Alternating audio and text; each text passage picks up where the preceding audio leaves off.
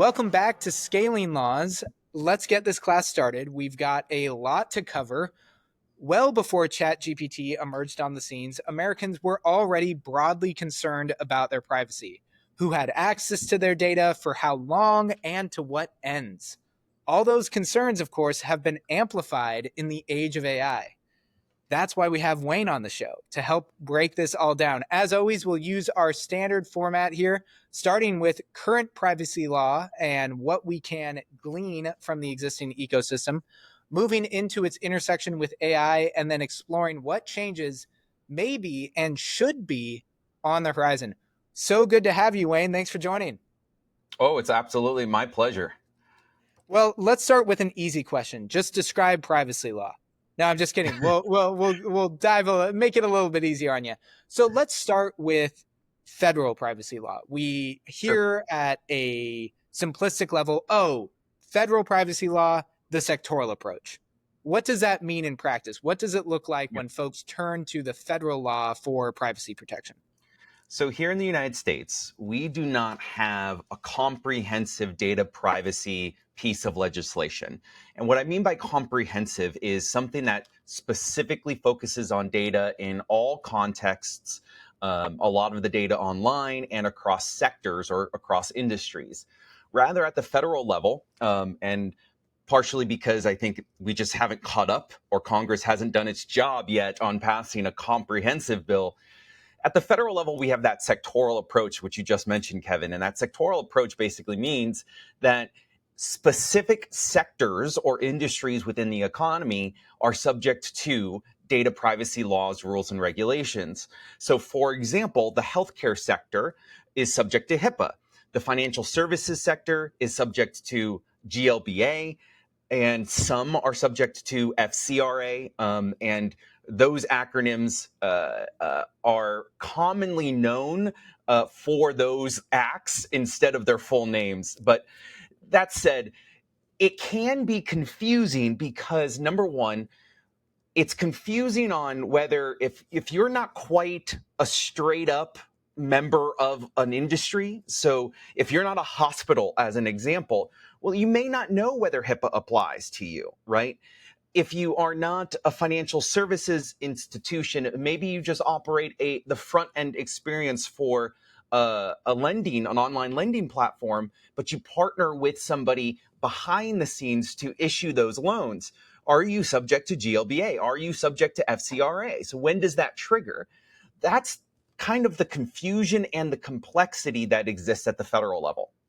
And it's amazing, to your point, it's so much of a those who know system. Like GLPA, I'm here nodding my head, Graham Leach Bliley Act. I learned that long ago. It's burned into my brain. But if you don't have that background knowledge, you're left asking, I'm sure there's some federal law that protects me in this very sensitive, important transaction in my life. I wonder, just to pick one that I think is particularly important for any folk wearing a smartwatch right now, what are some common misconceptions, for example, with HIPAA that you see pop up, or some of these sectoral laws in terms of just assuming broad coverage, but really they are quite antiquated and very narrow? Right. So if we look at HIPAA and wearables in general, so the intersection of wearables and HIPAA. So generally speaking, most wearables, if not all wearables, are not subject to HIPAA because they're made by organizations that are not qualified institutions or medical providers under the HIPAA statutes, and they're not business associates. So HIPAA applies to both medical institutions, we know that, healthcare entities, broadly speaking, as well as their business associates, basically anyone who they contract with. So if a hospital contracts with a vendor to provide their prescription tracking system, well, the prescription tracking system has to be compliant because they have the healthcare data that's from the hospital or from any old pharmacy. That said, if you think about the leaders in wearables manufacturing, Apple and Google, they don't fall under HIPAA. Yeah, they collect healthcare information, but just collecting healthcare information does not mean you are obligated to follow HIPAA, except for Washington State. Now, Washington State, which is, again, part of the confusion and complexity, Washington State recently enacted a law that if you are in Washington and you collect any form of healthcare data, regardless of whatever your company does, whatever product you sell or service you sell, you are obligated to follow HIPAA. So now, other states are considering similar legislation, so I expect we'll see more legislation that essentially expands HIPAA beyond what HIPAA is covering today.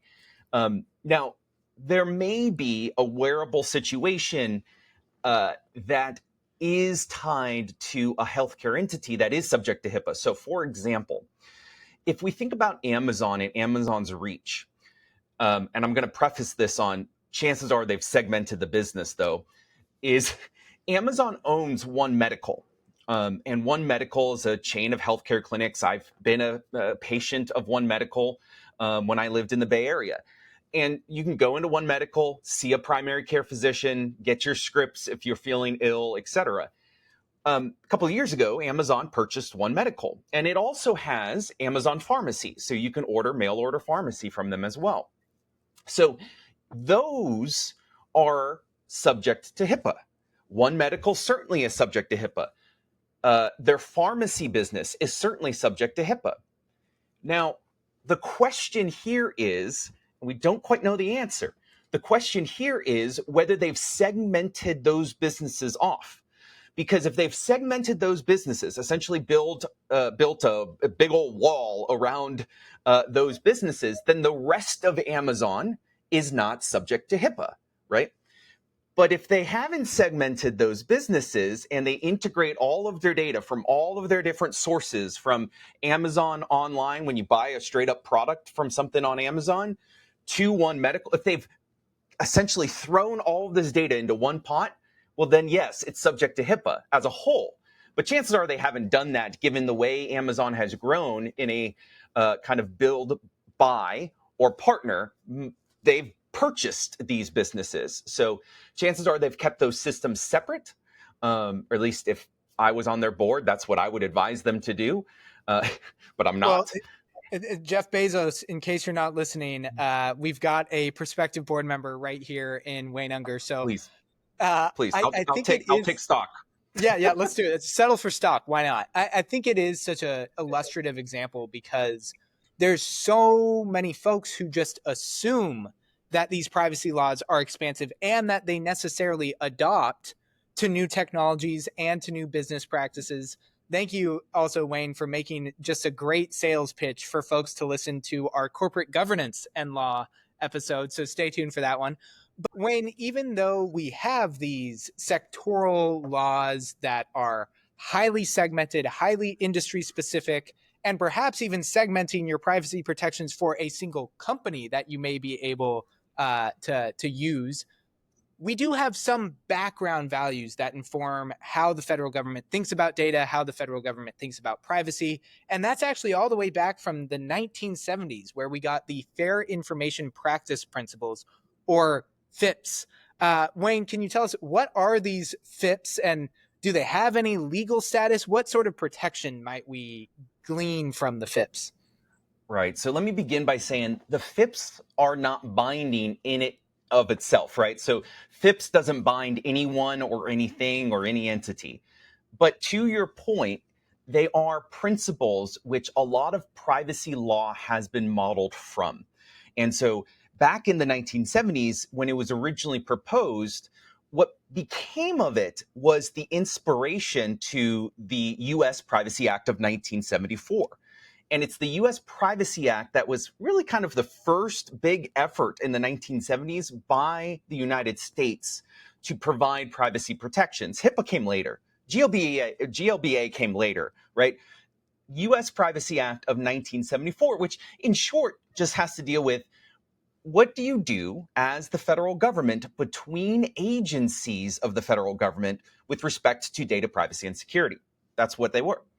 And in order to draft this legislation, Congress looked at the FIPS, and the FIPS, there are general principles, like I mentioned, and just really quickly, they are collection limitation, data quality, purpose specification, use limitation, security safeguards, openness, individual participation, and accountability. So let's fast forward into the 21st century, and particularly this decade, right? These principles are at the core of most privacy law around the world, not just here in the United States. And if we take, for example, the first one, which is collection limitation, this means that any data collector, anyone who's in the business of collecting data or personal information, should limit that collection to what is necessary. So the description that I have used many, many times is there should be limits to the collection of personal information. Data should be obtained by lawful and fair means and, where appropriate, with the knowledge or consent of the data subject. Now, I use that term data subject. In essence, that just means you. The data is about you. So you are the data subject, right? It's your data, it's your personal information. That's what I mean by data subject.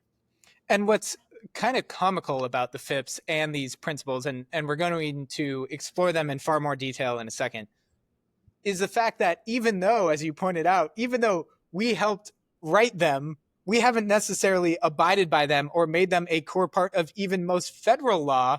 And yet around the world, these FIPS have become much more codified and much more ratified and even expanded upon in their privacy laws. So we know that there are a whole bunch of international laws we could talk about. We've discussed how at a federal level, unless you fall into a certain bucket, you're kind of just hoping that maybe there's some fallback protections under these FIPS, or maybe there's some good vibes that are in your favor that someone's going to look out for your data.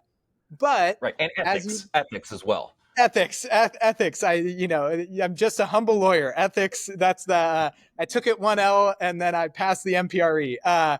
So, thank you for reminding me of good old ethics. So, outside of those protections, we do have state level protections. As you noted, there are states like Washington that have rushed ahead of the federal government in terms of the scope and level of privacy protections. Paint us a picture of what does privacy look like right now. We hear about this patchwork existing. What is the patchwork? Who are the leaders? Who are the laggards? Sure. So unlike at the federal level, many states have enacted comprehensive data privacy laws, rules, and regulations. California, being home to 40 million people, is the largest jurisdiction that has enacted, in their case, the California Consumer Privacy Act. And that is broad in its reach because California has 40 million people, right? So no business wants to exit the California market. It's one of the largest, one of the top five, if not the fifth, I think, fifth or fourth largest economy in the world. So nobody's going to exit that state. So they have to get into compliance with CCPA, or the California Consumer Privacy Act, and its subsequent amendments, as well as the regulations that we're seeing enacted in the state as well. Now, other states, when we say patchwork, is if you look at, say, a map of the United States and you highlighted every state that has a comprehensive data privacy law, well, not all 50 states do. So the entire map won't be highlighted, right? So it's quite literally a patchwork in that you go to Colorado, you have some data privacy rights. California, you have some data privacy rights. Connecticut, Washington. But there's still many jurisdictions that haven't enacted a law yet. And in a way, there's an argument to be made that this is how the system is designed to work from a legislative perspective. When I say that is, we have recognized for 2 centuries in this country that states are a petri dish, so to speak, or where legislation can be experimented before being adopted at the federal level. So this is not actually unheard of states moving first and then the federal government having to play catch up, right? Justice Justice Sandra Day O'Connor, for example, was very vocal about this in her opinions, in which state legislatures can move first to test kind of new regulatory schemes, and then the federal government can bring whatever is working and apply it across the country. Unfortunately, right, we're seeing a massive delay, lengthy delay from Congress. Bills have been introduced, but they haven't really gone anywhere in Congress. Part of it is there are some contentious areas that, generally speaking, the political, depending on which side of the political spectrum you're on, where the parties diverge. And And let's get into the debate at the federal level in just 1 second, because I want to stick with the comprehensive laws that we see in places like California and Virginia and Washington's My Health, My Data Act. I think one thing that's important to point out is that even with these comprehensive laws, they're not the same law. There are a lot of carryovers. There are a lot of similarities between California's law, Colorado's law, Virginia's law. But for example, in the My Health, My Data Act in Washington state, it applies to any business doing that has contact with a Washington resident, whereas the most onerous provisions in California under the CCPA, right, you've got to meet a certain dollar threshold or a certain number of data subjects. So even within the states that we think we can clump together, there's yet another patchwork. It's just like layers and layers of patchworks that are going on here. And right.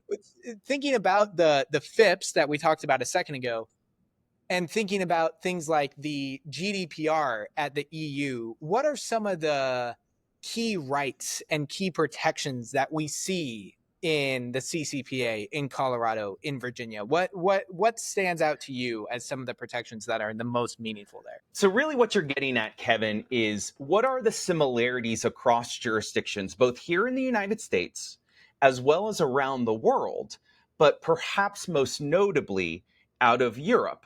And out of Europe, we have the GDPR, or the General Data Protection Regulation, GDPR, which is arguably one of the most comprehensive and uh, accountable laws that we have around the world. And when I say accountable, sometimes if we think about it just generally outside of the data privacy context, we may enact a law, rule, or regulation, but it has no enforcement mechanism or it has no accountability. So perhaps whoever is subject to that regulation is not incentivized to follow that regulation, right? If they're like, well, I'm not going to face a penalty, why would I do it? GDPR, on the other hand, has significant penalties associated with it. And to give you an idea, some of those penalties have been in excess of $500 million against many of the big tech companies. So some of those common rights that we see in data privacy legislation, I'm going to give you the ones specifically from GDPR, but we see these, of course, in other legislation, including California's California Consumer Privacy Act, or CCPA. They are, number one, the right to be informed. Number two, the right to access your data. Number three, the right to correct any errors in your data. Number four, the right to request the deletion of your data. Number five, the right to restrict the processing of your data.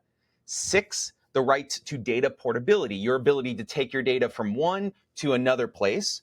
Seven, the right to object. And eight, rights related to automated decision making and profiling, which is perhaps the biggest overlap, of course, with artificial intelligence. So we have these state laws, we have a sectoral set of federal laws, and we have these background principles. And yet, as you noted, we've got this new thing. We've got AI. And of course, we could have a debate about the extent to which it's new. Let's just go ahead and refer to it as new here with respect to the idea that basically everyone is having all of their data at all times as quickly as possible hoovered up into different AI systems. There doesn't seem to be a great fit from a privacy protection standpoint between the way AI operates and the way our laws are written. And just as you pointed out, with this idea, let's just start with profiling and some of the inferences that are drawn by AI systems. Can you detail what is that inferential process that's going on in AI systems, and why is it not exactly covered or difficult to square with the way a lot of our privacy laws are written? Right. So first, I'll say that I have categorized types of data into three buckets. First, the user provided data. That's, what do you type in to a platform? Your address, if it's an e-commerce transaction, your cell phone information, if it's, you're registering for something. The second is queried data. So that's the data in which a platform may go out and buy on you. Perhaps the lending industry is the best example here, because a lender is going to go to one of the big three credit bureaus, Equifax, Experian, or TransUnion, and buy your credit report from them so that they can make their lending decision. Are you approved or denied for a particular line of credit? And the third, perhaps most notably, and the one with most overlap, I think, with artificial intelligence, is auto-generated data. And I say this is most notable because this is the data that many individuals don't realize is being collected. And in fact, it's probably most of the data. I think that's a very safe and reasonable statement. It's probably most of the data that a platform is collecting on you. So let's use Amazon as an example because of its prevalence. Amazon, of course, tailors the products that it shows to you or curates the products that it shows to you. It has a recommendation algorithm sitting behind the platform, and it's collecting all sorts of data on you, all sorts of data, both on Amazon as well as off Amazon through other technologies, which we can get into.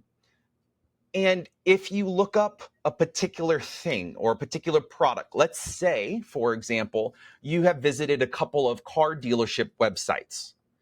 So what does that indicate? Well, the reasonable inference there is you may be on the market for a new vehicle. And Amazon may not sell you a whole vehicle, perhaps not yet, but they can sell you a bunch of accessories for that new vehicle. And so it says, well, based on your browsing history, I'm going to collect that data, auto-generated data, plug it into the recommendation algorithm, and it's going to output things that it thinks you are going to buy based on your browsing history. And when I usually go into this level of detail, people are like flabbergasted at what is actually happening. That is just one example of an inference that could be made from auto-generated data collection.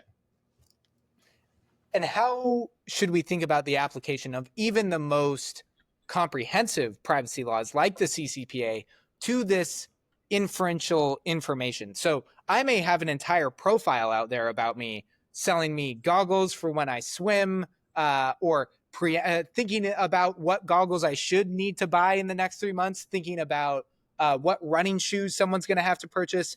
All of these things, I had no active participation in generating that data necessarily or creating that specific data point. Is that covered by something like the CCPA, or how should we think about these profiles or inferential information?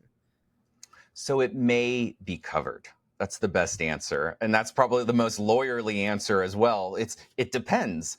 So it's important to highlight when the data is collected and for what purpose is it being collected, because the answers to those two questions may be dispositive with respect to whether a law applies. And of course, you also have the other qualifications, which we mentioned earlier, such as the number of devices that a data collector has, et cetera. But what I mean by what data is collected and when is it collected? Well, for example, if you're just collecting the IP address, right? Everybody collects the IP address. Every platform, every website collects the IP address. And it's not that sensitive. It is basically like your mailing address, right? If you're collecting social security number, on the other hand, of course, that is a very sensitive data point or data element, especially here in the United States, but other equivalents to the social security number around the world. So most governments around the world, the vast majority of them have some form of an identification system that's put out by their government. And once you identify what data is being collected and when is it being collected, you have another question on what is it being used for and when is it being used? I guess there's two more questions, not just one. So the when part of it is potentially where the inference can come in, right? What inferences are you drawing and what are you using with those inferences from that data? So if you are collecting the data to feed an algorithm that curates content to your particular profile, well, there's not many laws, rules, and regulations that apply to that in, say, for example, the social media context.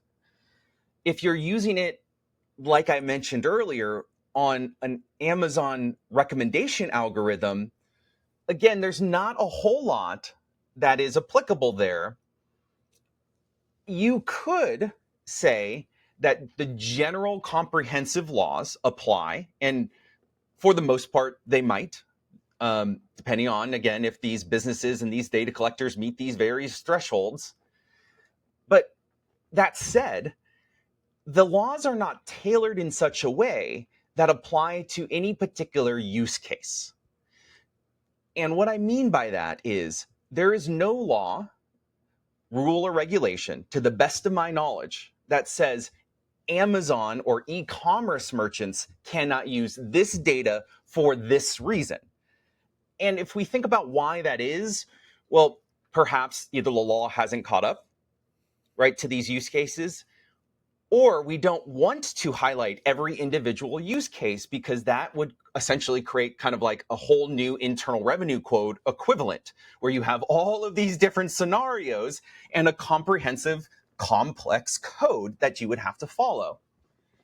So that said, is the answer, it depends on what data is collected, when is it collected, what is it used for, how is it used, etc., in order to determine whether one of these laws, rules, or regulations trigger. Well, that's not making me feel particularly wonderful about my privacy rights when it comes to that inferential information and these AI systems. So let's pick a different potential thread here when we're thinking about privacy in the age of AI. So we've talked about inferences. Now I want to talk a little bit about this idea of a right to correct or a right to delete. So we know that these AI systems, whether they're being used by the federal government, whether they're being used by private actors, they've been trained on basically every email I've ever sent, every tweet I've ever crafted, what have you, or any IP address I've ever logged in on, or any home address I've ever entered.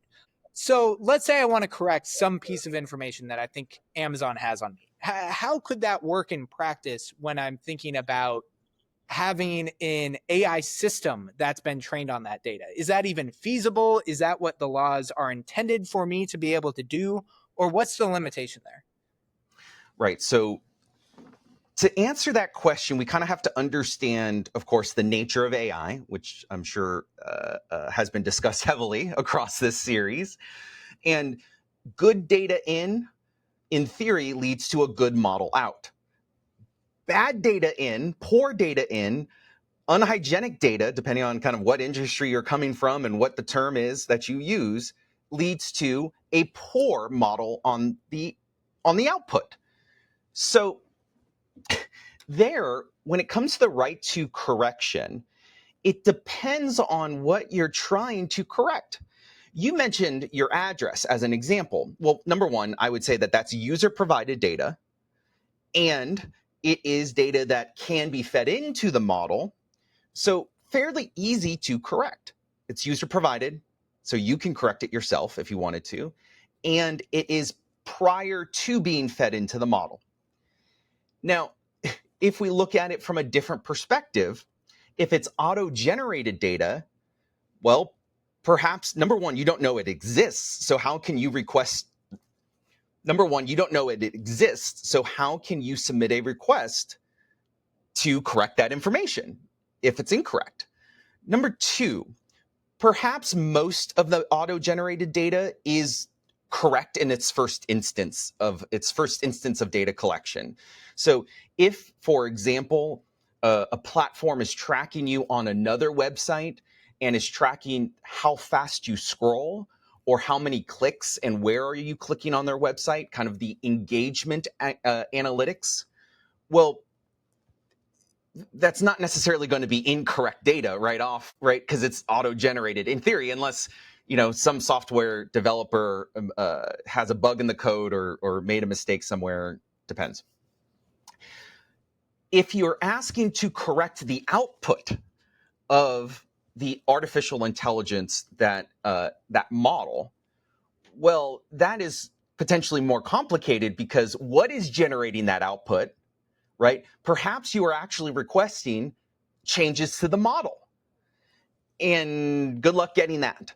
So the most straight up answer I can give to illustrate the right to correct is sometimes data is collected on you, auto-generated data, that is then sent to a data broker that they then use in a fairly straightforward manner.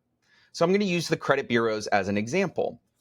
The credit bureaus, of course, collect data on every data subject through various sources. Banks submit information, lenders submit information, depending on maybe not the big three, but if you're an alternative data broker, perhaps they're collecting your rent information, like how prompt you are with your rent payments. Well, if on the report, like your credit report, you noticed incorrect information, that is straight up one of those times where you can exercise your right to correct. And in fact, there has been significant litigation in this space where, for example, the Fair Credit Reporting Act, or FCRA, provides a right to correct.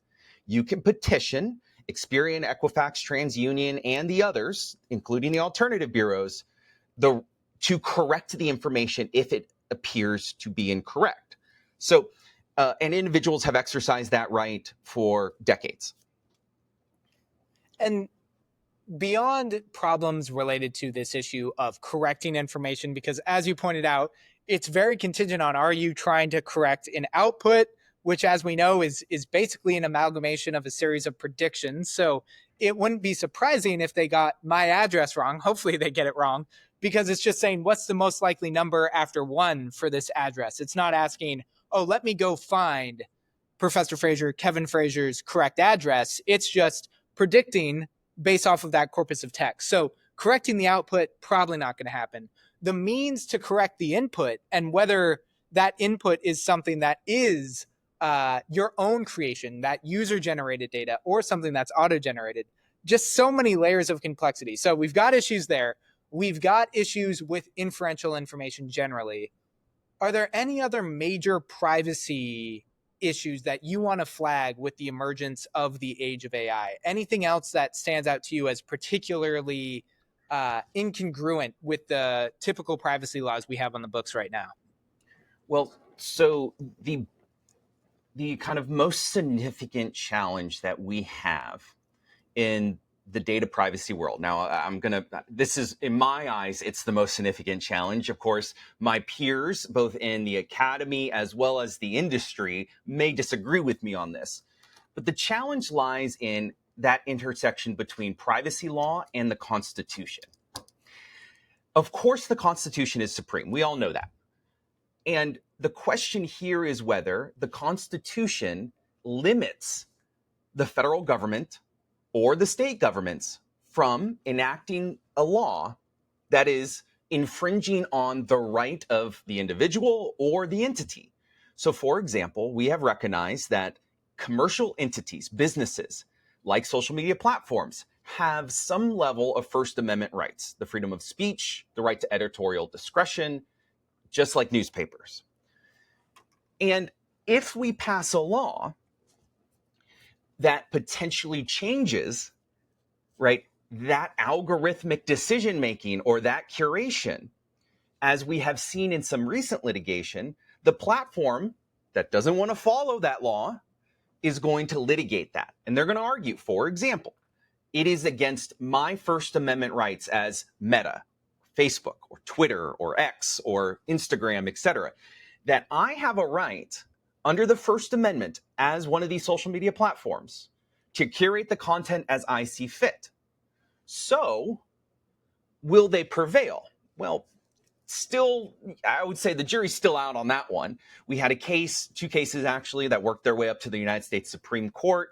And the United States Supreme Court, perhaps for the first time, recognized that these online platforms have some level of First Amendment free speech, free editorial discretion, kind of those type of rights.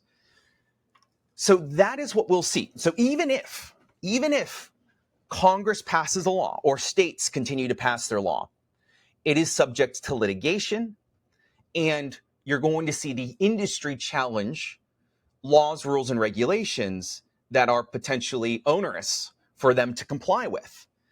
And they're going to challenge them in any way that they possibly can. And if that means that they're going to invoke some constitutional right or liberty, then they're going to do it. So that could be one of the most significant roadblocks to advancing privacy law, data privacy law across the country. And I think it's so astute to point out the fact that we are seeing this novel use of data appearing not only in the private sector, as you mentioned, all of the data brokers and the unique relationships being formed between them and private entities, the platforms who are finding more and more ways to hoover up more and more information about you, from keystrokes to your cursor movements, to now seeing at the federal government level, Doge, for instance, perhaps consolidating information that used to be siloed into just mega data sets, and now under OMB memo 25 M2521, also encouraging agencies to share data. So this just mass amalgamation of data is raising so many questions about what does privacy look like in the age of AI. And I wonder, from your perch, having written the book on data security, are there any models that you think are worth highlighting? Are there any labs right now who are taking a leading role in privacy? What are any of the best practices that you think more folks should know about? And if there aren't any, what are you doing? How are you protecting your data, just to give folks a sense of some agency over their data, or some assurance that they can believe that not all of their information is being used and perhaps abused by bad actors? So there are two lines in my answer here. So I'm going to segment my answer. The first one is that data security element specific to Doge. And the second one is, well, I've talked about the Constitution in one context. Let me talk about it in another context. Let's start with Doge. So basic data security principle is a centralized database is more vulnerable than a decentralized database. So if you have an IT network that is fundamentally decentralized, then you have essentially made more attack vectors. What I mean by that, now let me back that up.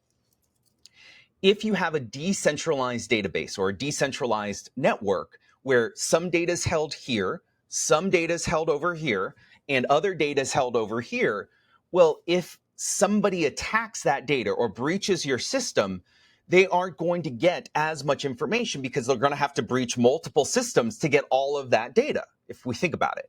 But if it's centralized, here's the risk. It only needs to be breached in theory once, and then the malicious actor can take all of that data because it's all right there. It's all literally on like one drive, and run with it, right? Sell it on the dark web, for example. Use it to open fraudulent credit cards and lines of credit, etc.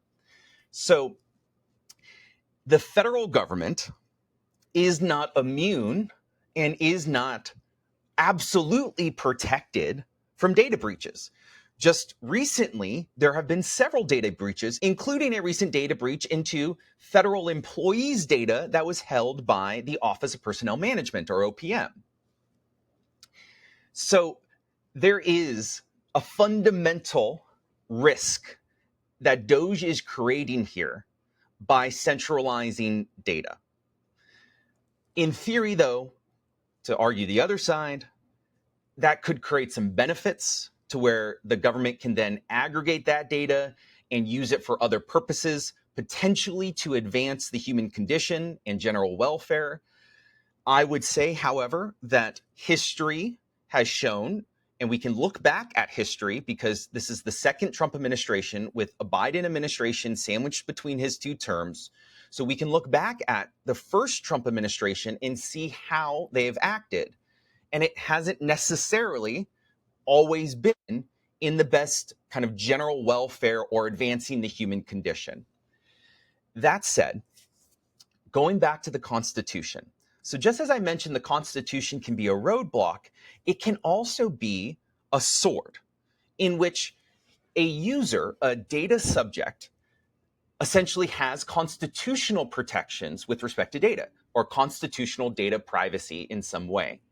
So we see that, for example, with the Fourth Amendment, perhaps most clearly, where law enforcement needs to go get a warrant in order to obtain your CSLI or cell site location information before it can look at that data to figure out where you were. And this is perhaps most notable, at least my recent research, in the Brian Kohlberger case, the University of Idaho Slayings, where they used his CSLI to put him at the crime scene before the actual crime. So he was scoping it out. That's the inference from that data. So in this way, the Constitution also provides you some level of protection, but the Constitution, for the most part, or I should say, the Constitution applies to public actors or government actors. So in this way, it can only limit government actors. So, for example, law enforcement. There is, however, some level of protection that may be implemented at the state level with state constitutions. So take California, for example. California passed a privacy initiative by popular vote, and the Supreme Court has deemed that privacy provision in their state constitution to apply to both public actors and private actors. That was a big case out of the NCAA, where the NCAA was essentially challenged with respect to their drug testing programs. All of that is to say, if we think about the Constitution, we can't just be upset at the Constitution for providing some roadblock to data privacy legislation. We can also be happy with the Constitution in that it does provide a roadblock for government with respect to collecting and using your data.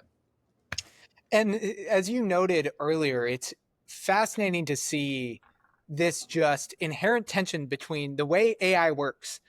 As you noted, you need good data. And not only do you need good data, you need tons and tons and tons of data. That alone cuts against the idea of limited collection of data, limited use cases of data, right? Because if you are an AI developer, whether you're Doge, whether you're Amazon, whether you're just a mom and pop AI lab, you want as much data as possible. And yet that directly conflicts with some of our core privacy protections and core privacy principles. So what do you think? Are you on the side of folks like Professor Daniel Sulliv, who said we need to basically rethink privacy law in light of AI? Or are you finding yourself perhaps in a more incrementalist mindset, thinking, slight changes can protect folks? Or where are you on that spectrum? So I lean more towards Solov's perspective, which is we need to rethink data privacy law. But perhaps I don't agree with him on exactly what we would design. And I'm also a pragmatist in that it's probably going to be incremental change, right? That's probably how it's going to roll out because that's what we do as a country and that's how our system is set up. That said, I look at various use cases or case studies where you see privacy violations, you see data security violations, and something's not working. Where the classic response to a data breach, well, number one, data breaches happen all the time. And number two, the classic response, you send out a letter notifying every data subject of the data breach. You provide them free credit monitoring. So at this point, I think every American, I'm saying this somewhat facetiously, every American has 3 different credit monitoring plans because they've been subject to 3 or 4 or 5 different breaches. And perhaps there is a Federal Trade Commission investigation, and perhaps there is a settlement that comes out of that FTC investigation. And maybe there is a class action lawsuit against that organization, as we saw, for example, with Equifax, with the 2017 data breach. All of that is to say, something is still not working, right? If these breaches continue to happen, and if that is essentially the standard lift and shift model for responding to a breach, I argue something needs to change. In my research, I've argued, for example, that the incentive model in data privacy law needs to change. So there are two ways in which we can incent change or incentivize change. And the first one is positive incentives. This is how I think of it. Positive incentives, right? Tax credits, as an example. You can incentivize changes in order for a business, a data collector to kind of capture that tax credit. You can also do it from a negative incentive model in which you drive deterrence, kind of, where if a business knows that it's going to be subject to hefty fines and penalties, then that may change behavior.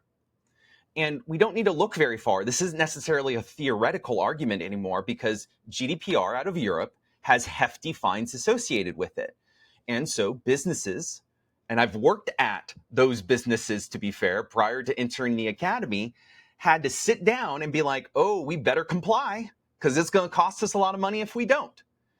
And while I haven't been in these meetings, perhaps that's because I worked at various companies that didn't look at the law this way. I have friends at other tech companies who have been in meetings in which the discussion was, do we comply or do we not comply and face the risk of a fine? Well, if the fine is going to be less than the cost to comply, what's the business decision there? You're going to take the fine, or at least you're going to roll the dice with the fine. And many tech companies make that decision because there's not significant teeth, but then enter GDPR and then we have a whole nother conversation. So I think we need to rethink privacy law because the current incentive structure is not driving the future state that we want to see in data privacy and security law. Data breaches continue to happen. Companies are not incentivized to implement strong policies, processes, and capabilities to prevent or mitigate against, say 90% of data breaches. You look at Equifax in the 2017 breach, where that breach was essentially traced back to the failure to update a patch. And you read the evidence presented in that case, over 500 people, I believe, at Equifax got an email saying, please update. And then there was no follow-up internally. So an internal governance system needs to be created. But we create those systems, right? Companies respond and change these behaviors. We create policies, procedures, capabilities, internal governance structures. When there is teeth, when there is a deterrent factor in the incentive model. Well, lots Yeah, to go dig ahead. into off of that excellent idea, and I'm sure we'll be seeing plenty of scholarship from you in the near future. But with that, we'll have to conclude class, and thank you, Professor Unger, for joining us today. It was absolutely my pleasure. Thank you, Kevin.